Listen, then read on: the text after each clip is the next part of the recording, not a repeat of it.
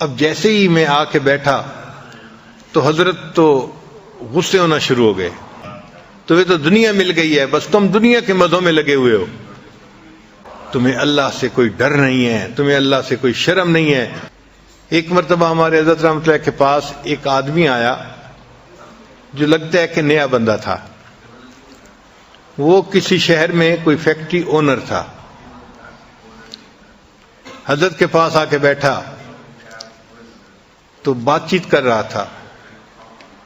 ہم لوگ خانقاہ کے کسی کام میں لگے ہوئے تھے.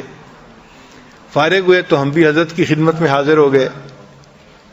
اب جیسے ہی میں آ کے بیٹھا تو حضرت تو غصے ہونا شروع ہو گئے. تمہیں اللہ سے کوئی ڈر نہیں ہے، تمہیں اللہ سے کوئی شرم نہیں ہے، تم 5 وقت کی نمازیں نہیں پڑھ سکتے، تم نظر کی حفاظت نہیں کرتے، تم فلاں نہیں کرتے، تم سود کے کام کرتے ہو، تم فلاں کام. اچھا شروع میں تو میں تھوڑی دیر کے لیے کنفیوز سا ہوا کہ فرض نمازیں نہیں پڑھتے اور سود کھاتے ہو اور یہ تو، لیکن میں سمجھ گیا کہ شیخ کہہ رہے ہیں تو کوئی وجہ ہوگی، تو میں مسکراتا بھی رہا اور جی جی کرتا رہا.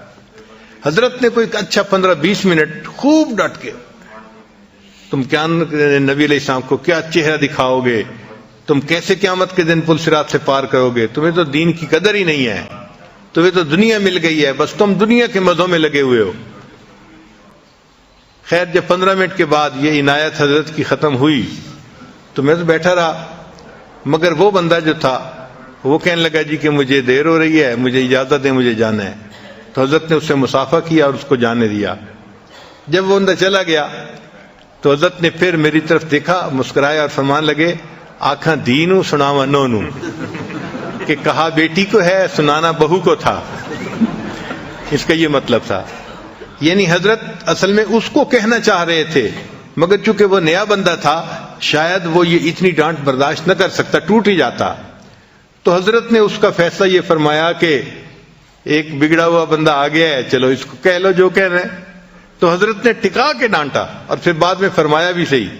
پھر فرمایا کہ تمہارے مسکراتے چہرے کو دیکھ کے مجھے خوشی ہوئی کہ تمہارا نفس جو ہے نا وہ اب مٹا ہوا ہے، اب اس کو ڈانٹ ڈپٹ جو ہے نا وہ ہضم ہو جاتی ہے. تو ہمارے مشائخ اس بات کو چیک کرتے تھے. نفس جو ہے اگر نہ مرا ہوا ہو نا تو چھوٹی چھوٹی بات پہ خوب بھڑکتا ہے.